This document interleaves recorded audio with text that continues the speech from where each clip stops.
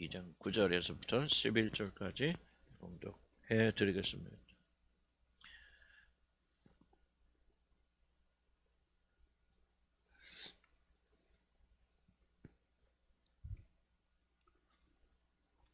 (11절부터) 9절부터 11절 말씀이 중심적 말이지만 그저 맥락을 이해하기 위해서 9절부터 읽습니다. 그러나 너희는 택하신 족속이요 왕같은 제사장들이요 거룩한 나라요 그의 소유 같은 백성이니 이제 너희를 어두운 데서 불러내어 그의 귀한 빛에 들어가게 하시니 아름다운 덕을 선포하게 하려 하십니다. 너희가 전에는 백성이 아니더니 이제는 하나님의 백성이요 전에는 긍휼을 얻지 못하셨더니 이제는 긍휼을 얻은 자니라. 사랑하는 자들아 거류민과 나그네 같은 너희를 권하노니 영혼을 거스려 싸우는 육체의 정욕을 제어하라. 아멘. 말씀 가지고 나눴습니다. 영혼을 거스리는 육체의 정욕이라는 말을 가지고 오늘 말씀을 나누고자 합니다. 우리는 지난주에 그리스도인이 된다고 하는 것은 이 세상에 대해서 나그네 같은 거류민이 되었다는 사실을 의미한다는 아주 중요한 사실을 우리는 나누었습니다. 그러므로 하늘나라의 시민이 된 우리 그리스도인들에게 반드시 일어나야 하는 것은 우리들이 세상에 살기는 살지만은 주인처럼 천년만년 살 것 같이 그렇게 살지 아니하고 이제 버스 출발하면 아무리 좋아도 모든 것을 내려놓고 그리고 올라타고 자기 목적지로 가야 하듯이 나그네처럼 이 세상에 사는 것이 가장 중요한 것이라고 저는 강조하였습니다. 그렇다면 어떻게 사는 것이 이 세상에서 나그네처럼 사는 것인가? 이 세상에서 나그네처럼 살려면 어떻게 출발해야 되는가는 그런 질문을 우리가 던지지 않을 수가 없을 것입니다. 그래서 사도 바울은 이미 거류민이 되고 나그네 같은 거듭난 하나님의 자녀들에게 이제 이 세상 사람들과는 전혀 다른 그런 자들이 되었으니 이렇게 살아야 된다고 하고 이렇게 권하고 있습니다. 내가 거류민이 되고 나그네가 된 자들에게 권하노니 우리는 하나님께서 그의 자녀가 된 자들에게 권면하시는 말씀을 가볍게 여기지 말고 마음에 잘 새겨 들어야 됩니다. 왜냐하면 막 태어난 아이들이 엄마의 젖을 먹지 아니하면 결코 성장하고 살 수 없듯이 이제 막 그리스도인이 되어서 이 세상의 거류민으로서의 그런 신분이 바뀐 자들은 하나님의 종들이 하시는 말씀에 권면을 잘 받아서 그대로 행할 살 때만이 세상을 이기는 자들로 성장하여서 무사히 그리고 넉넉하게 그 나라에 우리가 들어갈 수가 있기 때문에 그렇습니다. 그러나 반대로 거듭난 자들이 성경에 권하는 바대로 살지 아니하면 그 사람의 신앙은 태어나긴 태어났지만 점점 약하여져서 자라지 않는 흉측한 그리스도인이 되고 말 것입니다. 몸은 교회에 다니고 자신이 그리스도라고 주장은 하지만은 모든 것들이 믿지 않는 자들과 전혀 다르지 아니하는 정말 흉측한 영적 괴물들이 되어져 버리는 것입니다. 사랑하는 성도 여러분, 하나님의 권면대로 살지 않고도 생명을 유지할 수 있는 사람은 단 한 명도 존재하지 않습니다. 어린아이가 태어나면 숨도 쉬고 젖도 먹고 잠도 자고 운동도 해야 하듯이 거듭난 하나님의 자녀들은 성경의 권면대로 행하야만 제대로 믿을 수가 있습니다. 그렇기 때문에 오늘 사도 베드로가 이 세상에서 나그네처럼 사는 우리 그리스도인들에게 주는 이 권명은 너무나도 중요한 것이라고 할 수밖에 없을 것입니다. 그런데 사도 베드로가 이 세상에서 나그네처럼 살아야 하는 우리에게 권하는 첫 번째 일이 도대체 무엇인가? 우리들이 거류민처럼 살려면 도대체 어떤 일을 가장 먼저 그리고 가장 중요하게 하여야만 되는가? 그것은 11절에서 말하는 바와 같이 육체의 정욕을 제어하라 하는 그런 것입니다. 우리들이 하늘나라의 시민으로서 이 세상에서 나그네처럼 살려면 그리고 성공적으로 살려면 그 무엇보다도 우리 몸에서 올라오는 모든 육체와 육신의 정욕, 욕심을 제어하지 않으면 결코 우리는 승리하는 그리스도인의 삶을 살 수가 없습니다. 많은 분들은 열심히 기도하고 찬송하고 열심히 무엇인가를 적극적으로 행하면은 우리 믿음이 잘할 것이라고 생각하고 승리할 것을 생각해서 그렇게 하지만 실제적으로 성경은 부정적인 것을 제거하지 않는다면 결코 성장할 수 없다는 사실을 우리에게 강조합니다. 만약 우리 그리스도인들이 육체의 정욕과 싸워 이기지 못하면, 그것을 제어하지 못하면 우리는 결코 이 세상에서 나그네처럼 살지 못하고 그 영광의 나라에 성공적으로 들어갈 수가 없습니다. 그러므로 하나님의 자녀가 되어서 이 세상에 되어서 거류민이 되어서 나그네처럼 사는 우리 인생의 방랑자들은 그 무엇보다도 가장 먼저, 그리고 반드시 육체의 정욕을 심각하게 생각하고 그걸 제어할 줄 알아야 됩니다. 우리 육신에서 올라오는 모든 정욕을 이기지 못하면 우리가 어떤 성공적이고 적극적이고 긍정적인 일을 많이 행하든 결코 그 나라에 들어가는 일은 평탄하게 이루어질 수가 없고 그 영적 순례를 제대로 마칠 수가 없습니다.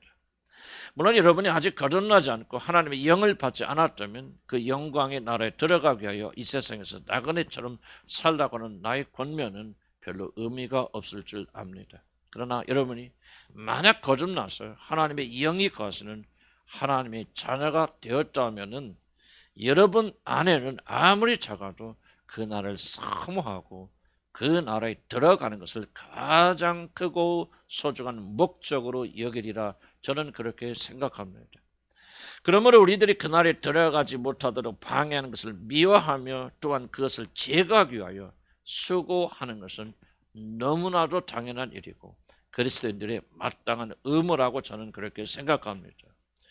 건강하게 살기를 소원하는 사람이 자기 자신의 몸에 이상이 일어나면 아주 민감하게 반응하여서 그 병을 제어하듯이 우리 하나님의 자녀들도 그 나라에 들어가는 일을 극적으로 방해하는 육신의 정욕을 미워하고 싸워 이기고 승리하는 것은 너무나도 당연한 일이 아니겠습니까?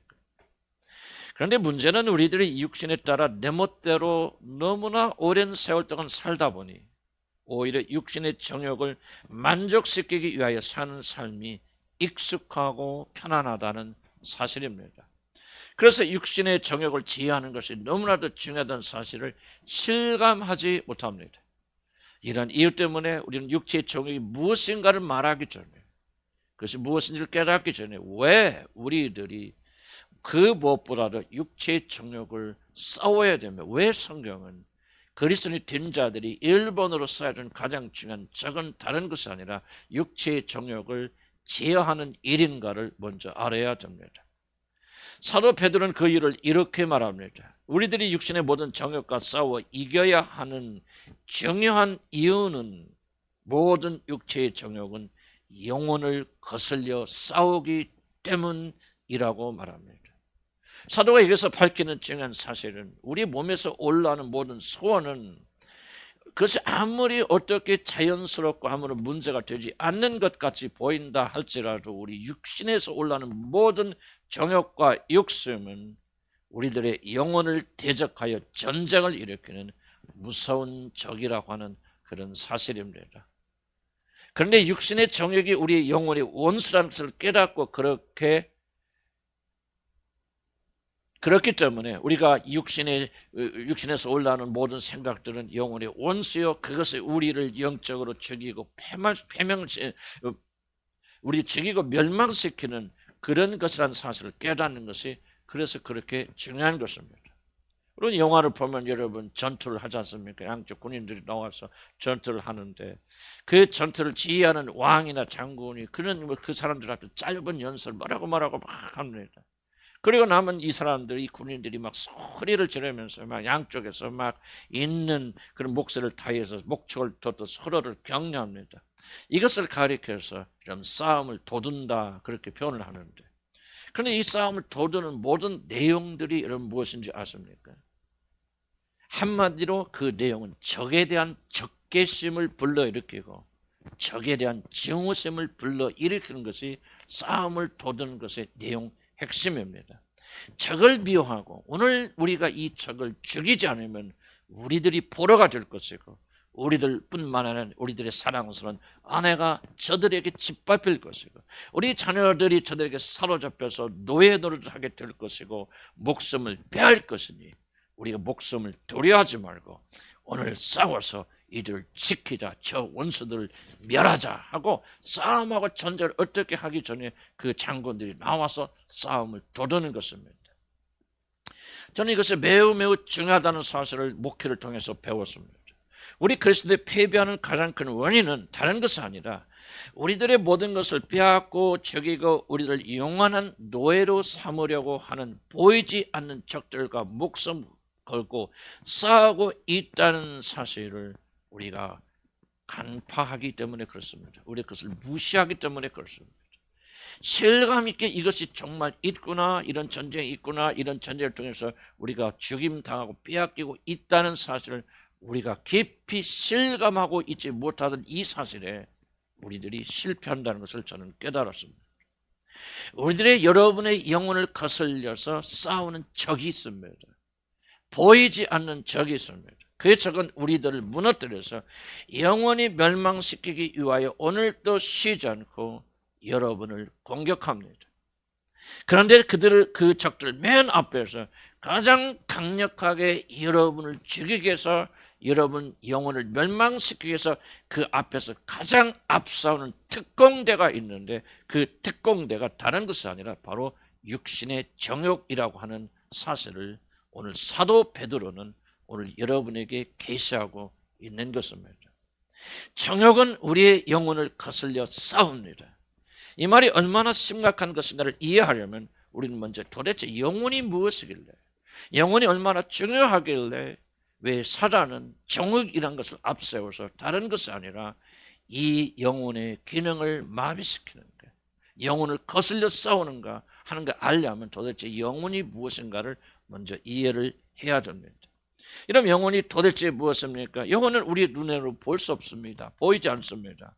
우리 안에서 마치 마음과 같은, 마음은 아니지만 마치 마음처럼 작동하는 하나의 놀란 기관이 하나 있는데 이것을 가리켜서 영혼이라 그렇게 말합니다.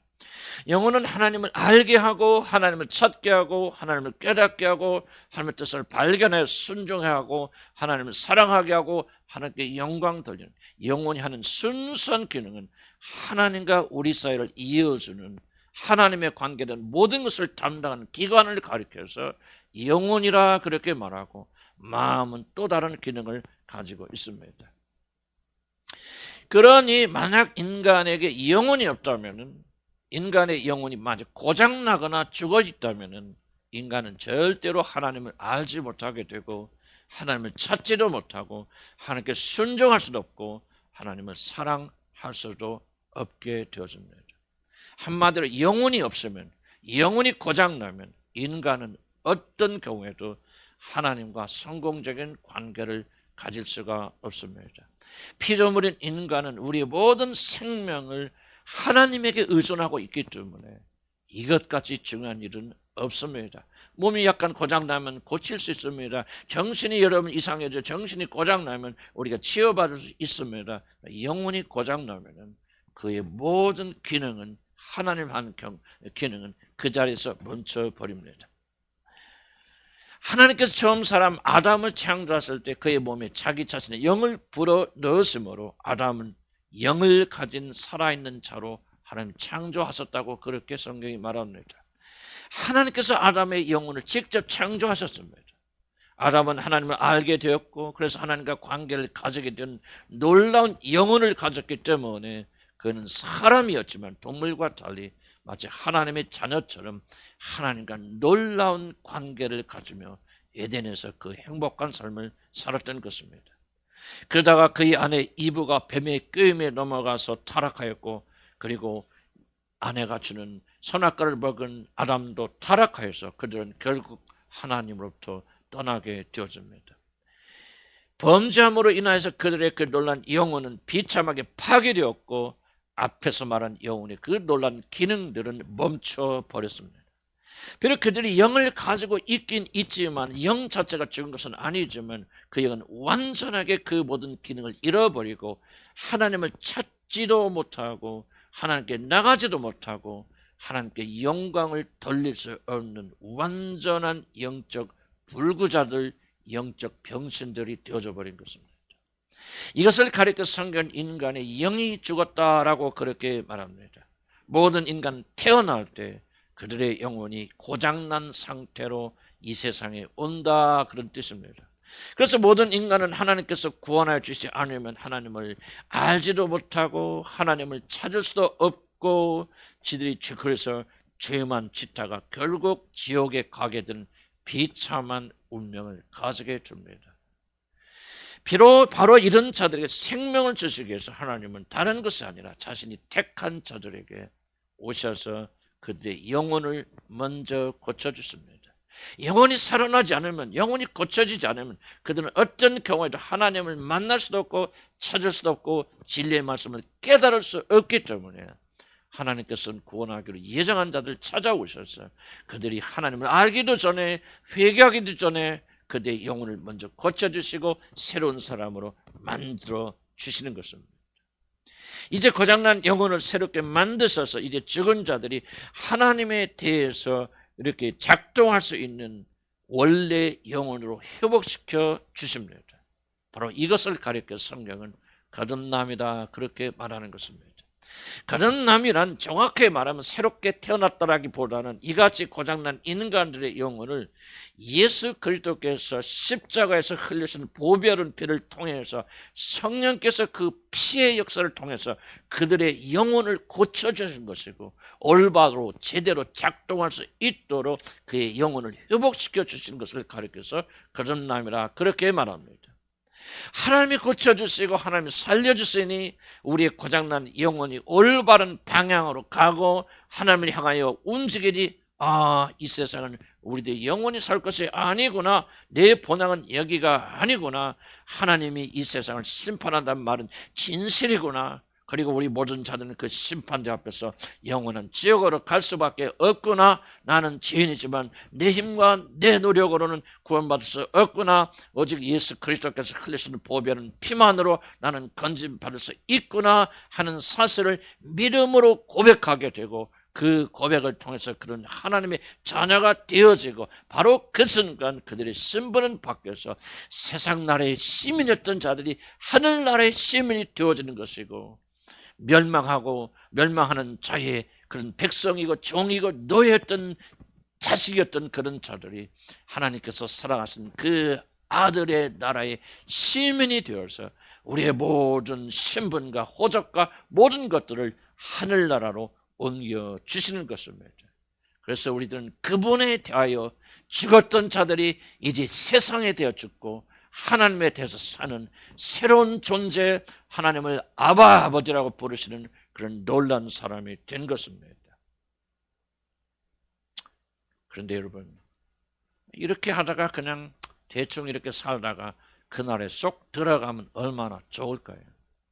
근데 문제는 하루아침에 우리들을 하나님께 빼앗긴 사탄과 세상이 절대로 여러분을 포기하지 않는다는 사실입니다. 물론 우리는 한번 거듭나 하나님의 자녀가 된다면, 우리는 결코 그리스도 안에 붙어만 있다면 우리는 절대로 구원을 뺏길 수가 없습니다. 우리들이 예수 그리스도와 함께 죽고 사는 세례를 받을 때 우리 신분은 영원히 달라졌기 때문입니다. 우리는 사망에서 생명으로 옮겨졌고 하나님 우리를 멸망의 나라에서 그가 살아나신 아들의 나라로 여러분의 모든 것들을 바꿔주셨고 여러분이 그리로 이사가게 되었기 때문입니다. 그래서 물론 단서가 붙지만 우리들이 그리스도를 떠나지 않는 한 우리는 영원히 안전하고 그분 안에 거하는 한 우리는 결코 그분으로부터 버림받을 일이 없을 것입니다. 우리 안에 계신 성령의 도우심으로 비록 우리가 하나님의 심판 앞에 서게 되지만은 그러나 이 마지막 심판을 넉넉히 이기게 될 줄로 믿습니다. 그렇다고 사탄이 순순히 물러가는 것이 아닙니다. 목먹는 떡에 침이나 뱉는다는 우리나라 속담이 있는데 사탄을 가리켜 하는 말인 것 같습니다. 사탄이 다시 여러분을 멸망시키지는 못하여도 우리들이 이 세상에 사는 동안 하나님이 아니라 이 세상을 사랑하고 이 세상에 천년 만년 살 것 같은 착각을 일으킴으로 우리들이 영적으로 패배하는 삶, 부끄러운 삶을 살게 만들 수는 있습니다. 그래서 믿기는 하지만 믿지 않는 자들과 별반 다를 것이 없는 수치스러운 삶을 살게 됩니다. 고속버스를 타고 가면 중간 휴게소 먹고 놀 것이 너무 많아서 사람들이 오랫동안 놀다가 그만 고속버스를 놓치고, 저도 한번 그런 경험이 있는데 운전기사 화가 나니까 그냥 10분 20분 기다리다 안 오니까 그냥 그들을 놔둬버리고 그냥 목적지로 간 그런 것을 본 경험이 있습니다. 그렇다면 고속버스 휴게소에서 놀다가 고속버스를 놓쳐버린 자들은 얼마나 부끄럽겠습니까? 사단은 저와 여러분의 영혼을 빼앗아서 멸망으로 갈 수는 없겠지만 저와 여러분을 이렇게 충분히 비참하게 만들 수 있다는 사실을 잊지 않기를 나는 주의 이름으로 간절히 축복합니다. 다른 자들은 거룩한 의의 옷을 입고 그날에 찬송 부르며 올라가게 될 때, 주님을 만나러 간다 흥분하며 기뻐하며 즐거워할 때, 우리들은 부끄러운 모습을 가지고 그날에 가긴 가지만 더러운 옷을 그대로 걸치고 그런 채 땅에 눈을 고정하고 숨을 쉬면서 그들을 따라가서 겨우 그날에 들어가는 정말로 수치스러운 일이 우리에게 일어날 수가 있습니다. 저는 이것야말로 우리 구원받은 자들이 가장 부끄러워하는 일이라고 저는 생각합니다. 이제 믿음으로 구원을 받았으니 이 세상에서 내 마음대로 즐기고 살다가 그날에 들어갈 것이라는 생각은 설령 그 사람의 생각대로 그런 일이 일어난다 할지라도 그런 생각을 하는 것 자체, 그런 생각이야말로 그리스도인들을 가장 수치스럽게 만드는 것이고, 그러한 행동이야말로 그리스도를 십자가에 또 한 번 못 박아 모독하는 일이 아니면 그것이 무엇이겠습니까? 저는 하나님께서 이런 마음을 요즘 계속 주십니다. 영광스럽게 살다가 영광스럽게 죽고 그날에 들어갈 때 영광스럽게 들어가죠. 부끄럽게 들어가기 싫습니다. 나는 지금 적어도 주의 나라 들어갈 수 있다는 사실을 믿습니다. 그러나 들어갈 수 있느냐 없느냐 더 이상 그 문제가 아닙니다. 그 나라에 넉넉히 영광스럽게 들어갈 것인가. 그렇자면 그 나라에 들어가긴 들어가도 이 세상에서 나그네처럼 살지 못하고 이 세상을 마치 주인처럼 이 세상의 영광을 위해 살다가 부끄럽게 수치스럽게 그 나라에 들어갈 것입니까? 네 안에 계신 성령께서는 그것이 얼마나 차라리 구원받지 못하면 못하였지 수치스럽게 들어가는 것이 얼마나 부끄러운 일인가를 내 마음속에 계속 말씀하고 계시고, 그래서 나의 기도 제목은 주님 영광스럽게 죽게 하여 주시옵소서, 그 기도를 드리는 것입니다. 사랑하는 성도 여러분, 나는 여러분을 위해서 이제 구원받으세요. 아무리 구원받지 못한 분도 계시겠지만 나는 그렇게 여러분에게 권명하고 싶지 않습니다. 사랑하는 성도 여러분, 명예롭게 삽시다. 영광스럽게 삽시다. 복음에 합당한 삶을 삽시다. 사단에게 결박돼서 우리의 영혼이 그 놀란 영광을 놓치고 빼앗기지 맙시다. 그래서 그날에 들어갈 때 거룩한 의의 옷을 입고 당당하게 영광스럽게 감사의 찬송을 부르며 들어가는 여러분 되시기를 난 주님을 간절히 축복합니다. 그런데 진리의 말씀은 우리 영혼을 결박하여 하나님의 모든 영광을 빼앗기도록 사단이 사용하는 무기가 있는데 그것은 다른 것이 아니라 육체의 정욕이라는 사실을 우리들에게 경고하고 있습니다. 만약 우리가 육체의 정욕에 빠져서 그 역에 지는 삶을 산다면, 육신에 따라 사는 삶을 산다면 비록 그가 구원받았더라도 부끄럽게 수치스럽게 그 날에 들어갈 수밖에 없을 것입니다. 만약 육체의 정욕을 이기지 못하면 우리 영혼은 다시 살아나서도 그 기능을 제대로 사용하지 못합니다. 마치 나사로가 죽음 가운데 살아났지만 그를 꽁꽁 묶은 천이 묶여 있어서 살기는 살았지만 풀어줄 때까지 그런 움직이지 못했던 그런 비참한 삶을 살 수가 있습니다. 그러나서 하나님의 자녀가 되긴 되었지만 하나님의 영광을 위해서 전혀 활동하지 못한다면, 몸이 꽁꽁 묶여 있는 것처럼 하나님의 이름을 위해서 그 사람 분의 영광을 위해서는 아무런 일도 하지 못한다면 도대체 우리가 다시 살아나는 유익이 어디가 있겠습니까? 바로 우리가 육신에 져서 살게 되면 그런 비참하고 수치스러운 일이 일어납니다. 성경은 정욕이 영혼을 거슬려 싸운다고 말합니다. 우리 영혼이 제대로 작동하지 못하도록 육신의 정욕이 치열한 전쟁을 벌이고 있다는 사실을 성경이 지금 우리에게 밝히고 있는 것입니다. 만약 우리들이 이 사실을 심각하게 받아들이지 못한다면 우리는 구원을 받았지만 사단의 굴레를 결코 벗어나지 못하고 수치스러운 그런 삶을 살 것입니다. 이것을 우리는 또 하나 성경에 밝히는 사실을 굉장히 깊이 깨달아야 되는데, 그것은 우리들이 싸우는 것은 심각한 전쟁이라고 그렇게 말하는 것입니다. 그런데 전쟁하면 떠오르는 것이 무엇입니까? 그것은 오늘 전쟁의 성공과 실패는 모든 전쟁의 전략에 달려 있다는 사실을 오늘 성경이 우리에게 가르쳐 줍니다.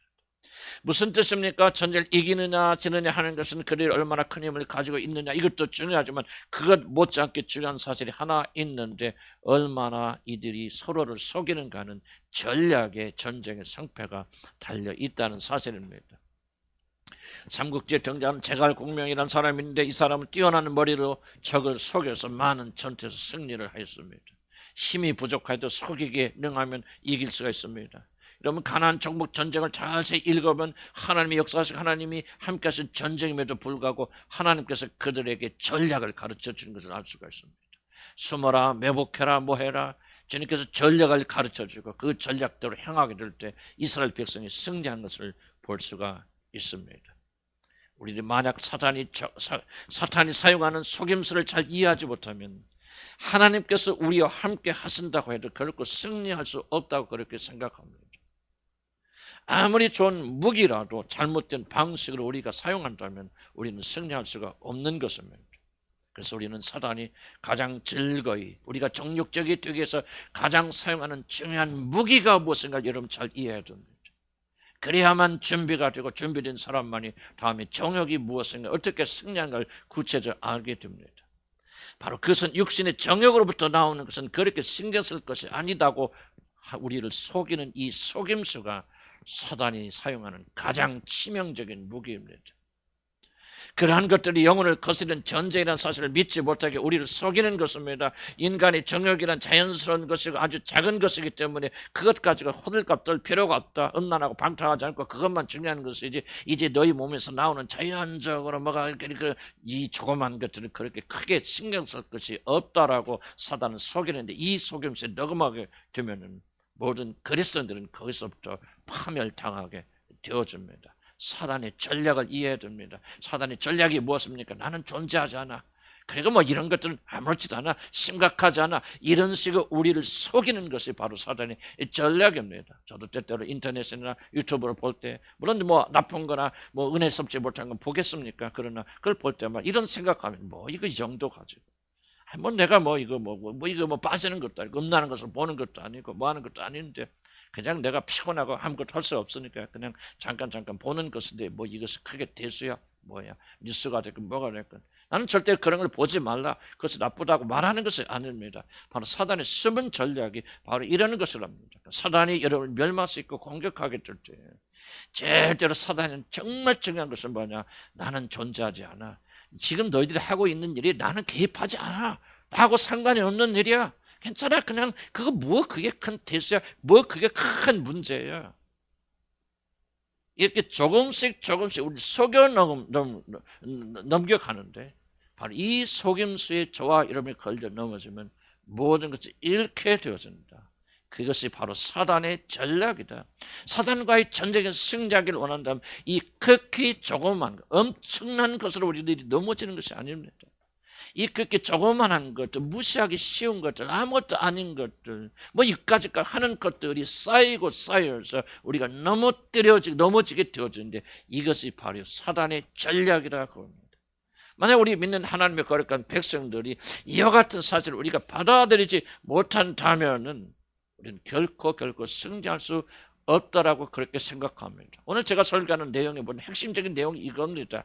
정의가 무엇인가, 정의를 내리고 어떻게 싸우는 걸 말하기 전에 인간의 육신으로 올라오는 어떤 생각이든 어떤 행동이 되었든 극히 적은 인간의 육신을 기쁘게 하고 즐겁게 하기 위해서 올라오는 모든 것들은 우리 영혼을 거슬려 싸우는 전쟁의 가장 핵심적인 무기들이라는 사실. 그래서 그렇구나. 우리 육신에서 올라오는 것은 아무리 적은 것을 할지라도 통제해야 되겠구나, 제어해야 되겠구나. 누구든지 스마트폰을 들고 다니고 누구든지 보고 스마트폰 없이는 살 수 없는 그런 시대가 되었지만은 그래서 너무나도 우리 그리스도인들이 예배 끝나고 맞아 우리가 스마트폰에 빠져서 이렇게 하는 것도 너무나도 당연하게 그렇게 여기는 그런 시대가 되었지만은 바로 이것이 사단의 함정이 될 수 있다라고 생각하고 우리가 스마트폰을 하든 뭘 하든지 하지 마세요. 율법을 내가 강조하는 것이 아니라 다시 한번 생각해보고 혹시라도 이것을 통해서 사단이 내 영혼을 거슬려서 하나님을 알지 못하게 만들고 하나님 생각하지 못하게 만들고 하나님 뜻대로 살지 못하게 하는 그런 함정에 우리가 빠지지 않을까 조심하고 절제하고 다스리고 기도하고 조심해서 승리하라, 그런 뜻입니다. 이것이 제가 이름이 전달하고 싶은 그런 핵심적인 내용입니다. 우리는 이런 생각을 하고 있습니다. 조그만 죄는 그렇게 큰 문제가 되지 않는다. 그래서 사랑하는 여러분들, 죄는 크고 작은 것이 없습니다. 죄는 무겁고 가벼운 것이 따로 존재하지 않습니다. 어떤 죄가 되었든지 그것이 아무리 가볍다 할지라도 저는 오직 한 가지 목적이 있습니다. 죄는 우리들의 영혼에 치명적인 상처를 입혀서 하나님과 관계를 파괴하기 위해서 존재하는 것이 죄고, 그것은 가벼운 것도 없고 무거운 것도 없고 중요한 것도 없고 중요하지 않은 것도 없습니다.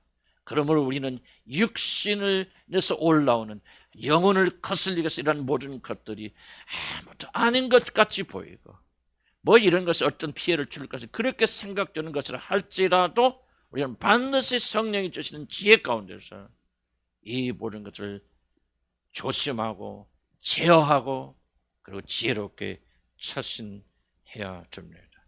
죄는 아무것도 아니야. 작은 것들은 큰 문제를 일으키지 않을 것이라는 사단의 속임수로부터 우리가 승리하는 것이 이제 육신의 정욕을 제어하는 그런 출발이 되었습니다. 말씀을 맺고자 합니다. 라비 자카리우스라는 아주 유명한 그런 기독교 학자가 있습니다. 저는 그분의 강의를 많이 잘 듣고 굉장히 좀 사랑하는 그런 분입니다. 이분이 간증을 합니다. 어느 날 깊은 잠을 자고 있는데 전화기가 막 때롱때롱 계속 울립니다. 두 번째 무시했지만 지속적으로 울리기 때문에 무슨 급한 일이 있는가, 누가 죽어갔나 하는, 그렇게 해서 일어나서 전화를 받았습니다. 누가 전화를 걸었다면 전화를 건 사람은 이 자카리오스라는 사람이, 라비라는 사람이 평소에 잘 알고 때로는 신앙 상담하고 자기 자신이 그 사람의 멘토처럼 지냈던 그런 젊은 심장 전문의, 뉴욕에서 굉장히 유명한 심장 전문의로부터 연락이 왔습니다. 도대체 무슨 일입니까? 어떤 일이 일어났길래 이 한밤중에 이렇게 전화합니까? 그랬더니 이 젊은 심장 전문의가 이렇게 말합니다.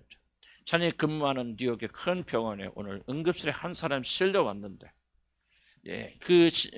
아무리 약을 투여하고 어떤 기계를 다시 작동시켜도 이 사람이 심장이 지금 굳어가고 멈춰가기 시작하는데 살릴 수가 없습니다.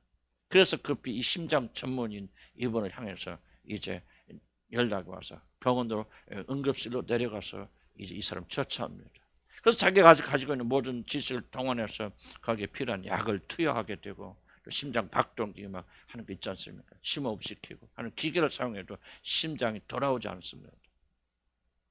근데 심장 전문의들만이 할 수 있는 아주 마지막 비법이 있답니다. 모든 약도 통하지 않고 모든 기계도 축도하지 않고 심장이 멈출 때 살릴 수 있는 그 몇 분 안에 살릴 수 있는 그런 마지막 수단이 하나 있는데 좀 듣기 민망하지만 그것은 그 환자의 배를 잘라서 이제 그 의사가 맨손으로 그 손을 집어넣어서 심장을 직접 마사지해서 움직여주면 그 멈췄던 심장이 다시 회생하는 경우가 있대요. 이게 그들이 심장 전문의를 할 수 있는 마지막 수단입니다. 그래서 이분도 약도 통하지 않고 어떤 기계도 통하지 않기 때문에 이제 자기를 보호하던 손을 보던 장갑을 벗고 맨손으로 배를 자르고 손을 집어넣어서 이 심장을 마사지를 합니다. 그렇게까지 했지만 결국 이 환자는 살아나지 못하고 죽었습니다. 그래서 이제 수술을 마치고 응급조치를 마치고 이 의사가 이제 화장실에 돌아와서 이제 손을 비누로 깨끗이 씻습니다. 근데 하다가 뭐를 발견했냐면 자기 손끝이 조금 찢어진 것을 발견했습니다. 그 손을 집어넣고 하다 아마 그 안에 걸린 기구나 뭐에 의해서 손이 약간 큰 상처가 아니고 작은 상처가 찢어졌습니다. 그래서 그는 좀 의사로서 염려는 됐지만 뭐 이까지 상처 뭐 그렇게 중요하겠는가 그래갖고 손을 씻고 있는데 마치 같은 수술방에서 같이 이 환자를 돕던 간호사가 이 화장실을 들으면서 그렇게 이분에게 말합니다. 선생님, 그런데 오늘 아까 그 죽은 환자가 에이즈 감염자라는 사실 아셨어요? 지금 검사실에서 금방 검사 결과가 왔는데 금방 죽은 그 환자가 에이즈 감염자고 마약 중독자였답니다. 하고 그만하고 나가는 겁니다. 이 순간에 이 젊은 심장 전문의는 온 세상이 무너졌습니다. 그래서 이분이 부랴부랴 일 마치고 이제 이 라비라고 하는 자기 멘토에게 전화를 합니다. 선생님이 이런 저런 일이 일어났는데 나와 우리 가족을 위해서 기도를 좀 해 주십시오. 그렇게 부탁을 합니다.